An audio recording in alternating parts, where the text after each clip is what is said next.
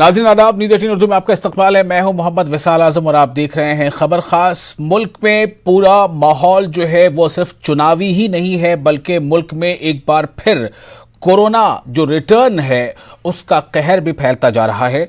तो एक तरफ कोरोना की वापसी है, दूसरी तरफ चुनावी माहौल है। चूंकि 5 रियासतों में इंतखाबात होने वाले हैं और कल ही 5 में से 2 रियासत में वोटिंग भी होगी पहले मरहले की। लेकिन इन सब के बीच किसानों की जो तहरीक है वो पिछले 4 महीनों से दिल्ली के सरहद पर जो किसान मौजूद हैं, अलग अलग सरहदों पर 4 महीनों से ये तहरीक जारी है।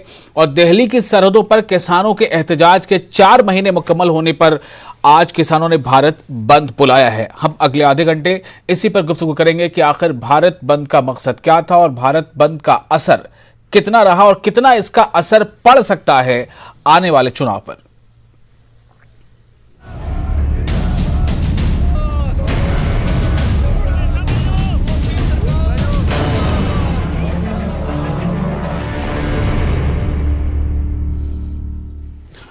तो हमारे साथ इस खास मौजू पर कुछ खास मेहमान भी जुड़ेंगे। हमारे साथ होंगे आलोक वर्मा जो भारतीय किसान यूनियन के लीडर हैं, नीरज राय तर्जुमान टीएमसी हैं। कुछ देर में हमारे साथ गुलेश शेख भी जुड़ेंगे, बीजेपी के स्पोक्स पर्सन, और शबाना हमारे रिपोर्टर भी जुड़ेंगी, उम्मीद करता हूं। पहले मैं आपको 6 तस्वीरें दिखाना चाहता हूं। आप ये 6 तस्वीरों को देख के कुछ आपको अंदाजा हो जाएगा कि दरअसल भारत बंद का आज माहौल किस तरह से रहा। ये आप 6 तस्वीरें देखिए। इसमें सिंघू बॉर्डर की तस्वीर पहले आप देख रहे हैं। सिंघू बॉर्डर यानी कि दिल्ली की जो सरहदें हैं अलग अलग, जैसे सिंघू बॉर्डर है, गाजीपुर बॉर्डर है, चिल्ला बॉर्डर है, और भी बॉर्डर्स हैं। तो कई बॉर्डर्स पर आज खास तौर से किसान वहां आज ज्यादा तादाद में पहुंचे। किसानों ने कई तरह से पूरे जोश और खरोश का मुजाहरा किया और एक बार फिर से अपने इस अज़्म को दोहराया कि जो हमारे मुतालबात हैं, जो ज़रई क़वानीन हैं, उनकी वापसी का, जब तक ये क़वानीन वापस नहीं ले लिए जाते तब तक हमारा इस तरह से एहतजाज जारी रहेगा। हालांकि अब इस पर सवाल उठने लगे हैं कि किसानों का ये जो आंदोलन है, किसानों की ये जो तहरीक है, आखिर कितने महीने तक चलेगी, कब तक चलेगी। ये भी सवाल उठ रहे हैं कि बॉर्डर्स पर किसानों की जो तादाद शुरू के दिनों में थी वो तादाद लगातार कम हो रही है। तो क्या ये समझा जाए कि किसानों की ये तहरीक अब दम तोड़ रही है? ऐसे सवाल उठने लगे हैं। दूसरी तस्वीर आप देख रही हैं अमृतसर की है। जाहिर है कि पंजाब के किसानों ने सबसे पहले इसके खिलाफ इसकी मुखालफत शुरू की थी। तो पंजाब में तो 4 महीने से कबल से ही वहां लगातार इसको लेकर धरना प्रदर्शन चल रहा था, रेलों को भी अभियान भी चला था, मुहिम चली थी। लेकिन तब से लेकर आज तक ये लगातार किसानों की तहरीक जारी है और दिल्ली की सरहदों पर जो किसानों का डेरा जमा है उसको आज 4 महीने मुकम्मल हुए हैं। अमृतसर के बाद आप तस्वीरें देखिए मोहाली की। मोहाली में भी जो आम ट्रैफिक है उस पर काफी इसका असर पड़ा है। सड़कों पर आपको पुलिस भी नजर आ रही है, किसान तंजीमों से जुड़े लोग भी नजर आ रहे हैं और आम जो गाड़ियों की आवाजाही है वो बहुत कम नजर आ रही है। कर्नाटक में भी कई जगहों पर इस तरह के बंद का असर देखा गया। किसान तंजीमें सामने आई और हम आपको बता दें कि किसान तंजीमों को कई रियासतों में अलग अलग जो राजनीतिक दल हैं, सियासी जमातें हैं, उनका भी साथ मिला है। जैसे बिहार में आरजेडी के साथ साथ कई दूसरी पार्टियां जो हैं वो किसानों की इस बंद के साथ रहीं। तो ये गुलबर्गा कर्नाटक की तस्वीर आप देख रहे हैं नीचे दाहिनी तरफ, और उसके बाद नीचे जो बीच में तस्वीर ये भुवनेश्वर की है। भुवनेश्वर में भी, यानी उड़ीसा, भुवनेश्वर में भी इसके खिलाफ वहां पर लोगों ने किसानों के इस बंद का साथ दिया और किसानों ने इसको लेकर ये अपील भी की थी कि ये बंद बहुत ही अमन और शांति वाला होना चाहिए, इसमें किसी तरह कोई तशद्दुद ना हो, उससे लोग बचें। तो उसका असर देखा गया और जो बाएं बाजू जमातों की जो और जैली तंजीमें हैं, ट्रेड यूनियंस हैं, उन लोगों ने भी इसमें साथ दिया है। और जो आखिरी तस्वीर आप देख रहे हैं नीचे बाईं तरफ, वो विशाखापट्टनम की यानी आंध्र प्रदेश। तो इस तरह से हम आपको इन 6 जगहों की तस्वीरें दिखा रहे हैं। सिंघू बॉर्डर जो दिल्ली के आसपास का इलाका हो गया, अमृतसर, मोहाली, गुलबर्गा, भुवनेश्वर और विशाखापट्टनम। ये तस्वीरें हम आपको आगे दिखाते रहेंगे बीच बीच में। तो इससे एक अंदाजा लगाया जा सकता है कि किस तरह खास तौर से पंजाब और हरियाणा में असर ज्यादा देखा गया। बाकी जो रियासतें हैं या जो इलाके, वहां इसका असर मिला जुला रहा, कहीं थोड़ा देखा गया, कहीं ना के बराबर भी देखा गया। इसलिए अब सवाल ये उठता है कि क्या ये समझा जाए कि किसानों के इस तहरीक का रंग ढंग ही नहीं बदला है, बल्कि क्या किसानों की तहरीक अब दम तोड़ रही है? क्या मरकज और मरकजी हुकूमत जो एक दबाव किसानों ने बनाया था, जिसके नतीजे में मरकजी हुकूमत के साथ किसान तंजीमों की बातचीत हुई थी, कई दौर की 11 दौर की बातचीत हुई थी, लेकिन 11 दौर की बातचीत के बाद भी किसानों के नजरिए से यह बातचीत फायदेमंद नहीं रही, जिसके नतीजे में किसानों ने अपना ये जो तहरीक है, ये जो आंदोलन है, इसे खत्म नहीं किया है। हम अपने मेहमानों के पास अब जाने की कोशिश करेंगे। हमारे साथ आलोक वर्मा, भारतीय किसान यूनियन के लीडर हैं, वो मौजूद है। नीरज राय, तर्जुमान टीएमसी, वो मौजूद है। चूंकि जैसा हमने आपको पहले बताया कि बंगाल में इंतखाबात का मौसम है, कल वोटिंग होनी है, असम में भी कल वोटिंग होनी है, और साथ ही साथ केरल, तमिलनाडु, पुडुचेरी में भी आने वाले दिनों में वोटिंग होनी है। गुलरेज शेख भी हमारे साथ जुड़ चुके हैं, बीजेपी के तर्जुमान। आप तीनों का बहुत बहुत इस्तकबाल है न्यूज 18 उर्दू के इस खास प्रोग्राम में। सबसे पहले मैं जानना चाहता हूं, आलोक वर्मा जी, आपके पास आऊंगा कि आज इस बंद का मकसद क्या था और किस तरह की आपने ये कोशिशें की थी कि ये बंद शांतिपूर्ण हो जाए, अमन के साथ पूरा हो जाए, और आपको किन किन का साथ मिला? क्या आपकी नजर में ये बंद कामयाब है?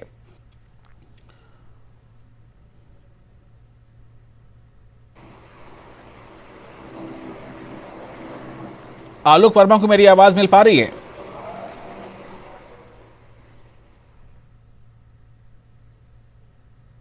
आलोक वर्मा को मेरी आवाज नहीं मिल रही है। नीरज राय हमारे साथ हैं, गुलरेज शेख भी हैं। आइए पहले आपको दिखाते हैं, अब कुछ ऑडियो का प्रॉब्लम है, दिखाते हैं कि आज गाजीपुर बॉर्डर पर हालात कैसे थे। हमारे नुमाइंदे राजीव तिवारी ने वहां का जायजा लिया था बंद के दौरान। ये बंद सुबह 6 से शाम 6 बजे तक के लिए है। फिर अपने मेहमानों के पास आते हैं, जरा ऑडियो में क्लियर हो जाए। जी, किसान आंदोलन के 4 महीने पूरे होने पर आज संयुक्त किसान मोर्चा ने भारत बंद का ऐलान किया है और पूरे देश में संपूर्ण भारत बंद का ऐलान किया गया है। अगर देखा जाए तो इस समय गाजीपुर बॉर्डर की स्थिति में आपको दिखाना चाहूँगा।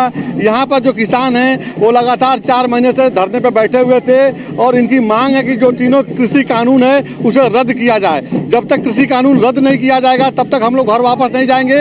लेकिन 4 महीने हो जाने के बाद भी कोई एक्शन नहीं लिया गया, कई दौर की बात हुई, तो आज जो किसान हैं वो सड़क पर उतर गए हैं और आप देख सकते हैं कि सड़क को जाम किए गए हैं। इनका कहना है कि जब तक कृषि कानून जो बनाया गया है इसको वापस सरकार नहीं लेती है, रद्द नहीं करेगी, तब तक हम लोग घर नहीं जाएंगे। और यही वजह कि आज ये लोग भारत बंद का ऐलान किए हैं। भारत बंद ऐलान के दौरान अगर देखा जाए तो सड़कों को जाम किया जाएगा, रेल का आवागमन रोका जाएगा। दूसरे राज्यों में भी जो है इस तरह की स्थिति बनी हुई है। फिलहाल गाजीपुर बॉर्डर पर जो किसान सड़क पर बैठे हुए हैं, चलिए इनसे जानते हैं। ताऊ जी, अगर बात किया जाए तो 4 महीने से आप लोग धरने पे बैठे हैं और आज जो है सड़क जाम किए हुए हैं। हाँ, जाम किए, बताओ इसकी जरूरत क्यों पड़ रही है? फिर धरना तो चल ही रहा था आपकी। अरे धरना चल रहा था। अगर मोदी जी जब सरकार में नहीं थे तब ये क्या करते थे? जब कांग्रेस सरकार थी, आज उनकी सरकार नहीं, तब ये धरना प्रदर्शन करते थे। तो ऐसे कई किसानों से हमारे नुमाइंदे ने बात की कि सीधे इस वक्त हम अपने मेहमानों का रुख करते हैं। आलोक वर्मा जी, बंद कितना असरदार रहा और क्या ये बंद ये बताने की कोशिश है कि किसानों की तहरीक अभी जिंदा है, वो दम नहीं तोड़ रही? देखिए वसल साहब, मैं आपको बताऊं, ये जो आज भारत बंद का ऐलान हुआ ये पूर्ण तरीके से सफल रहा और हम इसे बहुत कामयाब मानते हैं, क्योंकि जिस प्रकार आपने देखा होगा दिल्ली सहित पूरे भारत भर में, दक्षिण भारत में, पंजाब में, हरियाणा में, उत्तर प्रदेश में, राजस्थान में, उत्तराखंड में, ये पूरे देश भर में एक चक्का जाम रहा और भारत बंद का ऐलान, इसमें बहुत सहयोग मिला और उम्मीद है कि लोग ऐसे ही सहयोग करेंगे तो सरकार ये हमारे बात को मानेगी और हमसे संवाद करने की स्थिति में आएगी।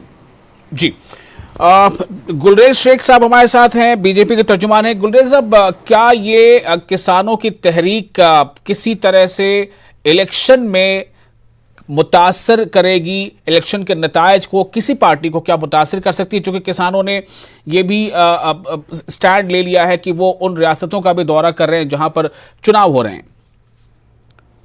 देखिए विशाल जी, मैं अभी आपसे पॉलिटिकल बात नहीं कर रहा, मैं जो सामाजिक बिहेवियर होता है उसके एक आप कह सकते हैं स्टूडेंट के नाते बात करूं तो जो आपने प्रश्न किया ना कि क्या उस चुनावों पर इसका प्रभाव पड़ेगा, देखिए यदि चुनावों का आपको लिटमस टेस्ट करना है ना तो आवाम के भाव क्या है उसको समझने की कोशिश करें। और हिंदी में एक जो कहावत कही जाती है कि प्रत्यक्ष को प्रमाण की आवश्यकता नहीं होती, तो हमने विजुअल्स देखा, बहुत महान देश है भारत, बहुत विस्तृत भूमि है भारत की, इतने बड़े देश में कुछ चंद फुटेजेस दिखे, उसमें भी आपको प्रमुखता से पंजाब वो हरियाणा में दिखे, बाकी छोटी छोटी इधर उधर दिखे। तो मैं शुरू दिन से एक बात कहता आ रहा हूं, जहां जहां कहीं ना कहीं विपक्ष का दम है और हम मानते हैं हमारी कमजोरी है पंजाब में हमारा संगठन इतना स्ट्रांग नहीं है, करने की आवश्यकता है।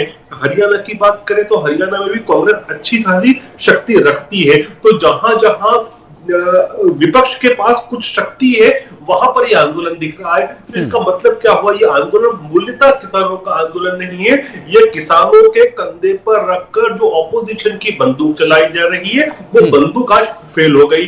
देखिए, भारत बंद जब भी होता है तो कितना व्यापक असर दिखता है। आप मुझे ये बताइए, आपको मध्य प्रदेश में, आपको दिल्ली राज्य में, आपको राजस्थान से, आपको उत्तर प्रदेश के बड़े हिस्से में, आपको बिहार में, आपको महाराष्ट्र में कहीं से विश्वास नहीं मिल रहे हैं। यहाँ तक कि जो पोल बाउंड स्टेट्स हैं, चाहे असम हो, चाहे पश्चिम बंगाल हो, पुडुचेरी हो, तमिलनाडु हो, केरला हो, वहां पर भी कुछ नहीं दिख रहे।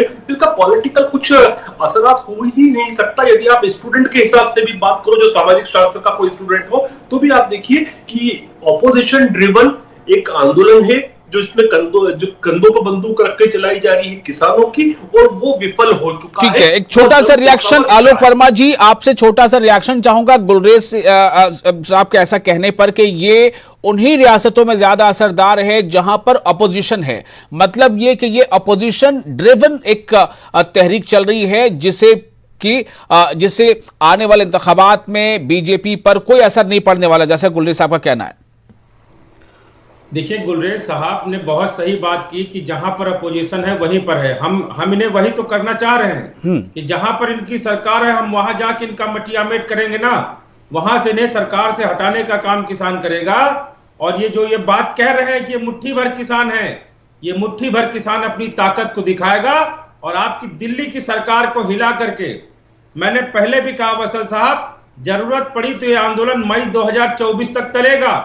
ये टूटने वाला आंदोलन नहीं है। सरकार के मन में ये बात है कि ये आंदोलन जितने दिन चलेगा उतने दिन टूटता जाएगा, लेकिन ये उसका वहम है कि जितना लंबा आंदोलन चलेगा उतनी मजबूती से पूरे देश में फैलेगा। ठीक है, नीरज भाई हमारे साथ मौजूद हैं। नीरज, मेरा सवाल ये है कि जो बीजेपी के लीडर कह रहे हैं कि ये आंदोलन जो है वो इस तहरीक की एक तरह से अब वो हवा निकल रही है, ये तहरीक अब दम तोड़ रही है और इसका असर चुनाव पर किसी तरह से नहीं पड़ने वाला है। मेरा सवाल यह है कि क्या बंगाल में इसका असर, क्या असम में इसका असर कुछ हद तक पड़ने वाला है या नहीं पड़ने वाला है? देखिए विशाल भाई, एक्चुअली है क्या कि भारतीय जनता पार्टी के जितने नेता हैं या जो सरकार चल रही है अभी ये भ्रम में है। क्या मतलब इतना दिन 4 महीना तक आंदोलन चला, देश के पूरे खर्चा अपने वहन करने वाले लोग, सरकारी खर्चों पे उड़ने वाले लोग उन किसानों से तुलना कर रहे हैं। इनको ये समझ में नहीं आ रहा है कि जो देश में इनसे सवाल पूछता है वो बाहर देश का हो जाता है और किसान देश के अंदर हिंदुस्तान के कोने कोने में किसान हैं। उसकी भावनाओं को ये कदर न करने वाले लोग ये वही लोग हैं जो कि 4 महीना पहले से आंदोलन है। 1 महीना पहले इनके जो बड़े नेता है वो बोलते थे विपक्ष मर चुका है। इनको समझ में आना चाहिए कि विपक्ष की ये बात करते थे, विपक्ष मरा हुआ है। सही चीज है कि किसानों के सामने विपक्ष मरा है, सरकार मरी है, किसान आगे खड़ा है। अब आइए कुछ बातें मैं बताना चाहूंगा आपको। ये लोग कह रहे हैं, क्या कह रहे हैं कि विपक्ष समझ में नहीं आ रहा। संविधान के धारा 246 के अंतर्गत कृषि का जो मामला होता है मूलतः राज्यों का विषय होता है। अगर ये किसानों के हित में बात होती तो राज्यों के ऊपर सुपुर्द कर दिए होते कि जिस राज्य को लागू करना है लागू करे, जिस राज्य को नहीं लागू करना है नहीं लागू करे। यहां पर देख लीजिए, पूरे देश की जनता और किसानों ने, सबसे ज्यादा संख्या किसान की है। मैं भी किसान का लड़का हूं, किसान भी हूं, तो पहले मैं किसान की बात करूंगा तब अपने पार्टी की बात करूंगा। 2014 में कांग्रेस के खिलाफ इसीलिए आए थे सब लोग, भारतीय जनता पार्टी को लेकर आ गए क्योंकि अच्छे अच्छे भाषण दिए थे किसानों की, जो की डिमांड थी किसानों की आय हम दोगुना करेंगे। यहां पर आने के बाद हम ये तमाम चीजें करेंगे। किसानों के लिए क्या किया? मंडियों का विस्तार करेंगे, नहीं किए। किसानों की आज वर्तमान में आय कितनी है इस पे गुलरेज भाई बता दे तो मान लूंगा कि भारतीय जनता पार्टी का फंडा 1 नंबर किसानों के हित में है। आज तक 2014 से 21 चल रहा है, ये नहीं बता पाए कि वर्तमान किसान की आय कितनी है। 2022 में अब क्या दोगुना करेंगे? किसानों को हल्का में लेने का काम मत करिएगा गुलरेज भाई। गुलरेज जी, कहा जा रहा है किसानों को हल्के में ना लें, ये हल्के हल्के तौर पे बड़ा मजबूत काम कर रहे हैं।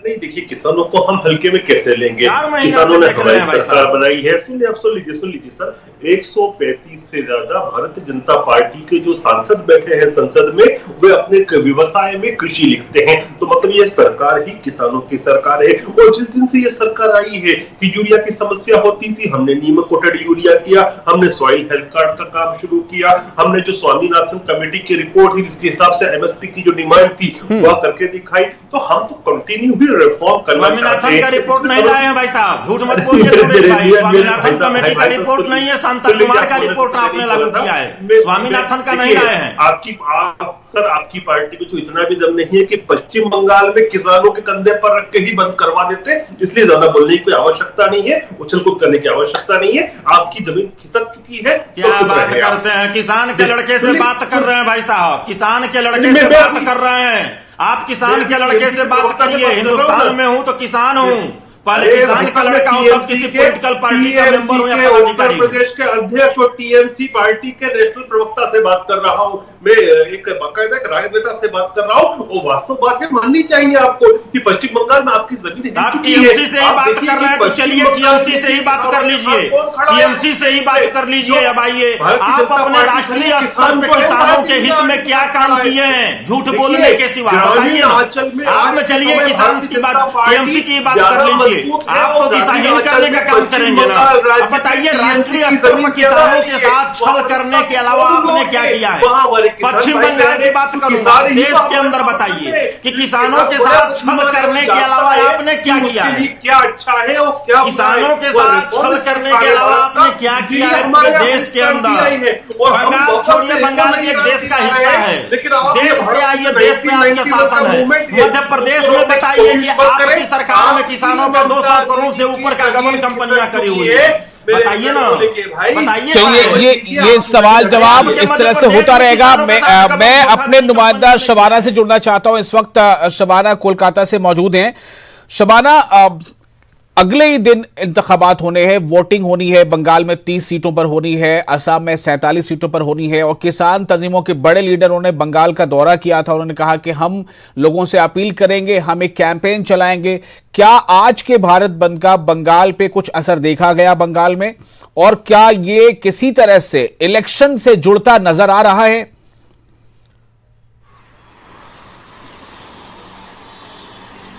बिल्कुल, आप देखें कि बंगाल में किसानों की एक लंबी तहरीक रही है और सिर्फ ये आज से नहीं है बल्कि पुरानी तहरीक है। जो भी सियासी पार्टी ने यहाँ कदम जमाए हैं उसमें किसानों का एक बड़ा रोल रहा है, चाहे वो लेफ्ट की तहरीक हो या चाहे वो ममता बनर्जी की तहरीक।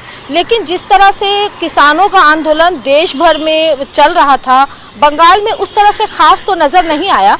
लेकिन बंगाल में इलेक्शन से ठीक पहले जिस तरह से किसानों के बड़े नेता ने बंगाल का दौरा किया, कोलकाता का दौरा किया और उन इलाकों का दौरा किया जहां किसानों की बड़ी आबादी है, जहां किसान तहरीक चली थी, तो उसका असर जो है वो काफ़ी पड़ा है। और ख़ासकर जो मिदनापुर का जो इलाका है, नंदीग्राम का जो इलाका है, आप देखें कि जहां बीजेपी और तृणमूल कांग्रेस यानी वजीर आला ममता बनर्जी मुकाबला कर रही हैं, बीजेपी की तरफ से शुभेंदु अधिकारी मुकाबला कर रहे हैं।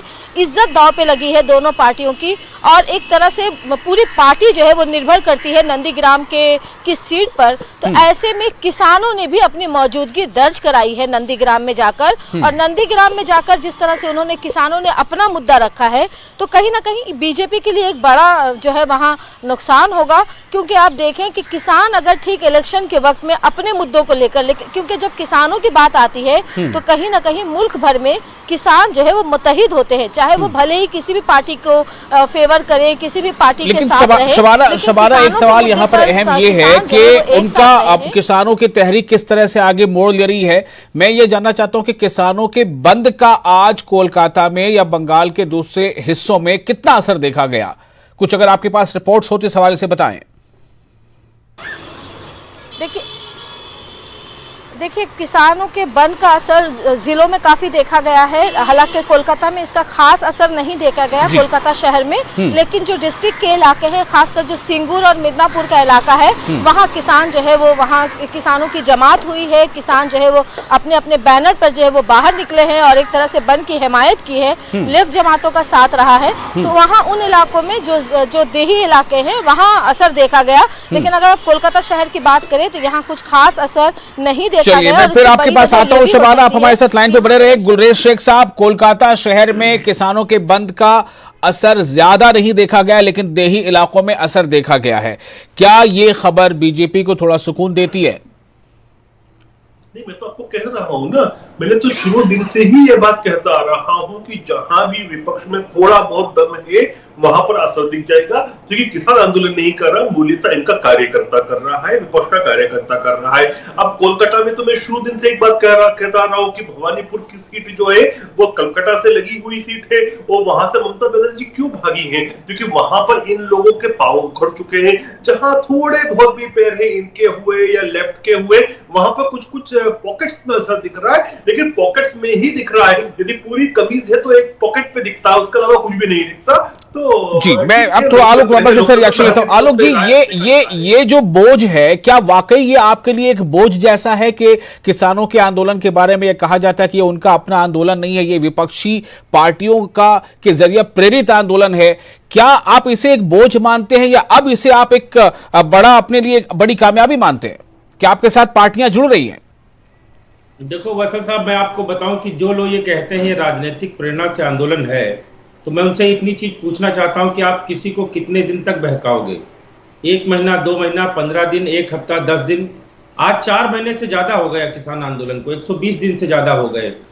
आप किसी को कब तक बहका सकते हो? मैं तो बड़े दावे के साथ कह रहा हूं कि इतनी ठंड में जब किसान सड़क पर पड़ा था, लोग नहीं तो कोई 10,000 20,000 लेने के बाद भी किसी के अंदर ये ताकत हो कि अपने घर के बाहर ही वो अगर लेट जाए तो हम मानेंगे कि दूसरे के उसमें चल रहे हैं।